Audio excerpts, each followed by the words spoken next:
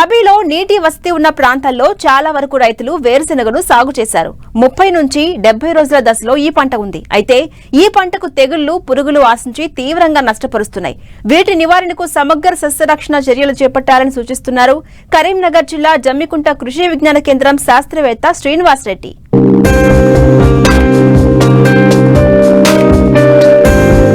ఉభయ తెలుగు రాష్ట్రాల్లో రబీలో నూనె గింజల పంటల్లో ప్రధాన పంట వేరుశెనగ. గతంలో వర్షాకాలంలో అధికంగా సాగు చేసేవారు. అయితే రకరకాల కారణాల వల్ల సరైన దిగుబడులు రాకపోవడంతో నీటి వసతి గల ప్రాంతాల్లో రబీ పంటగా సాగు చేస్తున్నారు. వివిధ ప్రాంతాల్లో 30 రోజుల నుంచి 75 రోజుల దశ వరకు ఉంది. ప్రస్తుతం చాలా చోట్ల వేరుశెనగ పంటకు చీడపీడల తాకిడి అధికమైందని శాస్త్రవేత్తలు గుర్తించారు. వాటి నివారణకు సమగ్ర యాజమాన్య పద్ధతులను చేపట్టాలని సూచిస్తున్నారు కరీంనగర్ జిల్లా జమ్మికుంట కృషి విజ్ఞాన కేంద్రం శాస్త్రవేత్త శ్రీనివాసరెడ్డి. ప్రస్తుతానికి గనక మన కరీంనగర్ జిల్లాలో కానీ లేదంటే మన రాష్ట్రంలో కానీ చూసినట్లయితే దాదాపుగా ఒక 500 నుంచి దాదాపు 1000 ఎకరాల్లో ఈ యొక్క వేరుశెనగ పంట అనేది సాగు చేయడం జరుగుతుంది. ఈ యొక్క వేరుశెనగ పంటలో కనుక మనం చూసినట్లయితే దాదాపుగా ఇప్పుడు ప్రస్తుతం ఉన్న టైంలో ఈ యొక్క పొగాకు లద్దె పురుగు కానీ లేదంటే తామర పురుగు కానీ లేదంటే కాండం కుళ్ళు తెగులు కానీ ఇట్లాంటి తెగుళ్ళన్నిటిని కూడా గమనించడం జరుగుతుంది. మనకు మొదటి దశలో ఈ యొక్క రసం పీల్చే పురుగులైనటువంటి తామర పురుగు కానీ లేదంటే పచ్చదోమ కానీ తెల్లదోమ కానీ గమనించినట్లయితే ఈ యొక్క వీటిని నివారించడానికి మనకు మార్కెట్లో లభ్యమయ్యేటువంటి ఈ యొక్క ఎస్ఫేట్ అనే మందును, అదేవిధంగా మనం వేప నూనె మార్కెట్లో లభ్యమయ్యేటువంటి ఈ యొక్క 1500 ppm వేప నూనెను కూడా 5 ml లీటర్ నీటికి కనుక కలిపి పిచికారీ చేసుకున్నట్లయితే ఈ యొక్క రసం పీల్చే పురుగులను మనం నివారించుకోవచ్చు. అదేవిధంగా మనకు ఇప్పుడు ఎవరైనా రైతులు కనుక వేరుశెనగ వేయదలుచుకుంటే విత్తన శుద్ధిగా కూడా మనకు ఇమిడాక్లోపిడ్ మార్కెట్లో లభ్యమయ్యేటువంటి గౌచ్ అనే మందును కూడా మనం ఈ యొక్క 5 ml కనుక ఒక కేజీ విత్తనాన్ని కనుక కలిపి విత్తన శుద్ధి చేసుకొని మనం విత్తుకున్నట్లయితే మొదటి దశలో ఎలాంటి రసం పీల్చే పురుగులు కూడా రాకుండా మనం గమనించవచ్చు.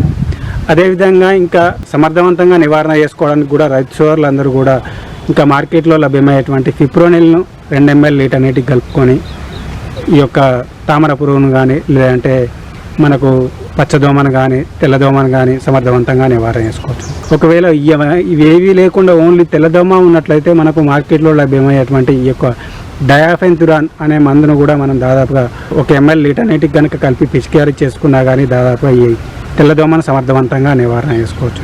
తర్వాత మార్కెట్లో లభ్యమయ్యేటువంటి ఉలాల కానీ ఫ్లోమికామిడ్ అనే రసాయన మందును కూడా మనం ఈ యొక్క ఎకరానికి 80 గ్రాములు కనుక కలిపి పిచికారీ చేసుకున్నా కానీ ఈ యొక్క రసం పీల్చే పురుగులను మనం సమర్థవంతంగా నివారణ చేసుకోవచ్చు. అదేవిధంగా ఇవి కాకుండా ఇంకా మనకు ఆకు తినే పురుగులు, ఆకు చుట్టు పురుగు కానీ ఆకు తినే పురుగులు కూడా ఎక్కువగా రావడం జరుగుతుంది. అంటే పొగాకు లద్దె పురుగు కానీ లేదంటే ఈ యొక్క ఆకు చుట్టు పురుగు కానీ ఎక్కువగా గమనించడం జరుగుతుంది. వీటి నివారణకు కూడా మనం ఏం చేయాలంటే దాదాపుగా మార్కెట్లో లభ్యమయ్యేటువంటి ఈ యొక్క ఇమామెక్టిన్ బెంజోయేట్ ప్రొక్లేమ్ అనే మందును కానీ లేదంటే ఇంకా టెట్రానిలిప్రోల్ అనే మందులు కూడా మనం ఈ యొక్క ఆకు చుట్టు పురుగు కానీ లేదంటే ఈ యొక్క పొగాకు లద్దె పురుగు కానీ మనం సమర్థవంతంగా నివారణ చేసుకోవడానికి అవకాశం ఉంటుంది. అదేవిధంగా ఇప్పుడు ఇంకా పొగాకు లద్దె పురుగుకు మనం ఎకరానికి దాదాపుగా ఒక 5 నుంచి 8 లింగాకర్షక బుట్టలు పెట్టుకున్నా కానీ వాటి యొక్క ఉధృతిని తెలుసుకోవచ్చును. అదేవిధంగా వాటి యొక్క తీవ్రతను బట్టి మనం మందును కూడా పిచికారీ చేసుకోవడానికి అవకాశం ఉంది. అదేవిధంగా వీటితో పాటుగా ఇంకా అక్కడక్కడ వేరు పురుగు కూడా ఎక్కువగా గమనించడం జరుగుతుంది. వేరుశెనగలు ఈ యొక్క వేరు పురుగును గమనించినప్పుడు దాదాపుగా మార్కెట్లో లభ్యమయ్యేటువంటి అంటే మనకు ఈ యొక్క జీవన ఎంటమోపాథోజెనిక్ ఫంజీ అని చెప్పేసి బవేరియా బ్యాసియానా కానీ మెటారైజియం అనైసోప్లియా కానీ ఈ యొక్క వేరు పురుగును రాకుండా మనం 5 గ్రాములు లీటర్ నీటికి కనుక కలిపి పిచికారీ చేసుకున్నట్లయితే ఈ యొక్క వేరు పురుగును కూడా మనం సమర్థవంతంగా నివారణ చేసుకోవచ్చు. ఇవి ఒకవేళ దొరకని ఎడల మనకు మార్కెట్లో లభ్యమయ్యేటువంటి ఈ యొక్క క్లోరోఫైరిఫాస్ మందును కూడా 2.5 ml లీటర్ నీటికి కనుక కలిపి పిచికారీ చేసుకున్నా కానీ ఈ యొక్క వేరు పురుగును కూడా మనం సమర్థవంతంగా నివారణ చేసుకోవచ్చు. ఇవి కాకుండా ఇంకా వేరుశెనగలో దాదాపు అక్కడక్కడ చూసినట్లయితే ఈ యొక్క కాండం కుళ్ళు తెగులను కూడా గమనించవచ్చు.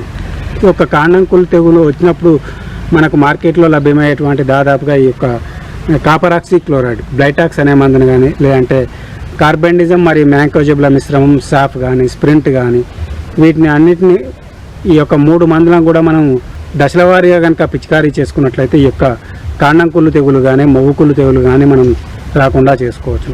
అదేవిధంగా ఈ మొవ్వుకుళ్ళు తెగులు అనేది ఎక్కువ చూసినట్టయితే దాదాపు ఈ యొక్క రసం పీల్చే పురుగుల వల్ల ఇది ఒక మొక్క నుంచి ఇంకొక మొక్కకు స్ప్రెడ్ కావడం జరుగుతుంది. కాబట్టి ఈ యొక్క రసం పీల్చే పురుగులను మనం సమర్థవంతంగా నివారణ చేసుకున్నట్లయితే దాదాపుగా ఈ యొక్క వేరుశనగ పంటలో వివిధ రకాల తెగుళ్ళు రాకుండా చేసుకోవచ్చును. అదేవిధంగా మనకు దిగుబడులు కూడా ఎక్కువగా పెరగడానికి అవకాశం ఉన్నది.